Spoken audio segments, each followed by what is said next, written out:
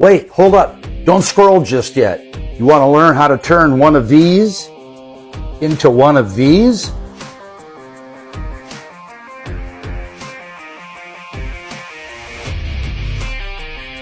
During my magnificent marble machine project, I had used up all of my PET filament, and I've gotten some recreated here. I still have a few colors to make. And our friend that drinks all of these 1-gallon bottles of water just gave us a dozen more. So let's turn these into some PET filament. Over the next couple of days, I'm going to be making more of that PET filament. In the past, people have had questions about the process, the bottles to use, removing labels, how to cut the bottles into the long ribbons. So I thought I'd take this opportunity to put out several videos and kind of go over some of the steps, the process, the bottle cutters, the pultruder machine.